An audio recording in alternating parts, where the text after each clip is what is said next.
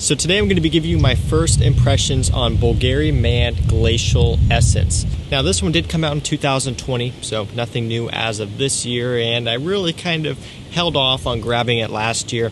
I just wasn't really feeling it at the time, didn't want to pay retail for it, which is I think over $100, and so it's just one that I didn't get to try last year.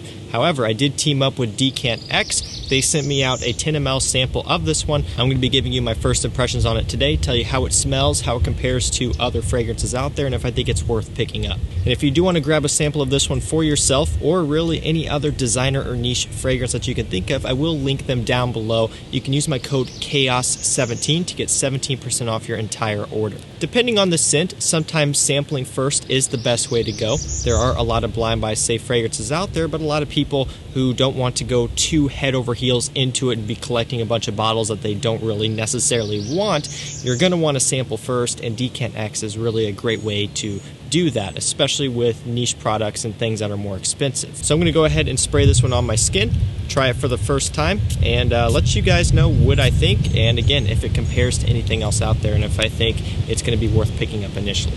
So smelling it right off the bat, immediately, this smells like similar things out there for sure. It's bright, it's creamy, it's a bit woody, it's fresh, it's citrusy. It is definitely going to be a spring and summer oriented fragrance, which of course would make a lot of sense due to the name and the design of the bottle. I'm going to go ahead and read off the note breakdown for you guys. Up top we have juniper berries, ginger, geranium. In the mid we have orris root, sandalwood, and artemisia.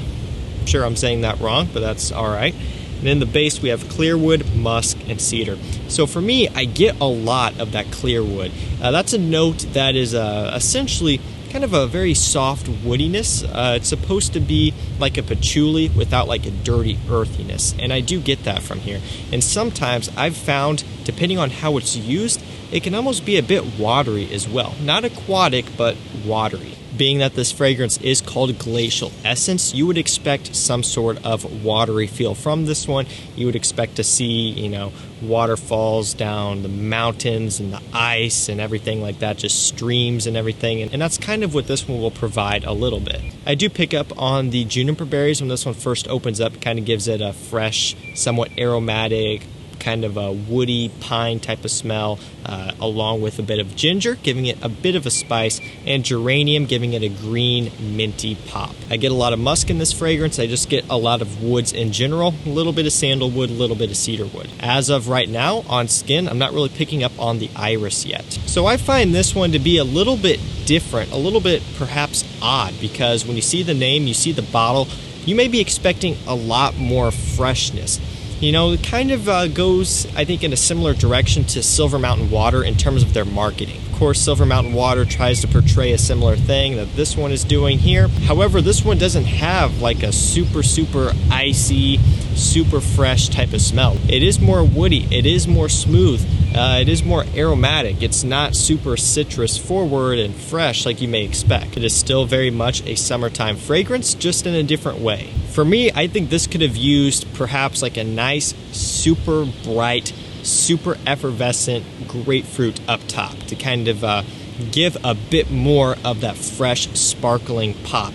Almost like a fizziness I think this one could have benefited from, because what you have here going on is some ginger and some juniper berries. Great combination there. If there could have been a little bit of grapefruit, even a little bit of bergamot, some other citrus thrown in along with that, I think this one would have opened up with a lot more impact, a lot more punch, and maybe it would be a bit more head turning right off the bat. As it sits here on my skin right now, this one doesn't wow me. Not to say that it's a bad smelling scent, because it is very nice, very pleasant, but it doesn't blow me away. I do think that there are some aspects of this one that are missing. I think there was some stuff left on the table. I think as it sits right now, you have a really good starting point. You have a really good base, right? Something that smells great, and I think it could have been built upon to make it even better. But I think, again, there was a lot left on the table.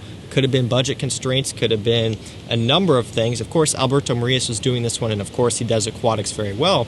kind of almost seems like they weren't giving him the creativity or the budget to really go in on this one like he has with many other fragrances out there, which really blow you away. I just think this one is heavier on the woods, like the clear wood, sandalwood, cedar wood, and even the musk, where it could be focusing a bit more on some brighter, fresher notes. Doesn't even have to be grapefruit and bergamot. They could be using some other fresh notes that aren't normally used just to change it up. Now, while this does fit into a lot of the other men's summer fragrances, I wouldn't really say that it necessarily smells like any one other scent. I noticed on Fragrantica that this one is getting compared to Percival by Parfums de Marly. I don't really get that. For me, it's a watery, light, clear wood, quite a bit of musk, quite a bit of woods. You get a little bit of a juniper berries and ginger, minty kick up top, and that's kind of the extent of it. I would say I like the opening better than the dry down, as it's been having some time to sit on my skin as of right now. So for me, as it sits right now, would I go out and buy a full bottle of this one? Personally, I would not. I don't know for sure if it's on discounters or not. When I looked it up, I was just seeing links for retailers, and I think it was like $110 is what this retails for.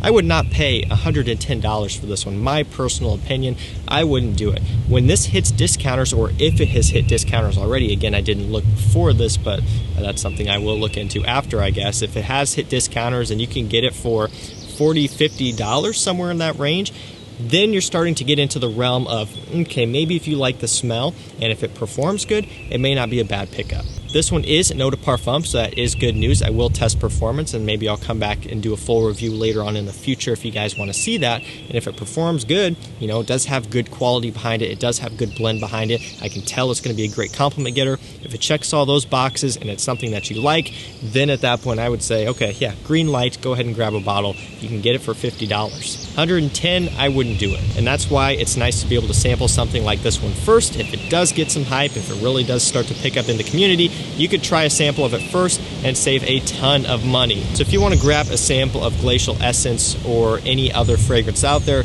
remember to check out Decant X. They will be linked down below, and that code CHAOS17 is always active for 17% off, so make sure you take advantage of that. I think that's going to do it for me, guys. Thank you so much for watching. Let me know your thoughts on this one down below. Stay safe, stay healthy. We'll see you tomorrow with another one. Take care.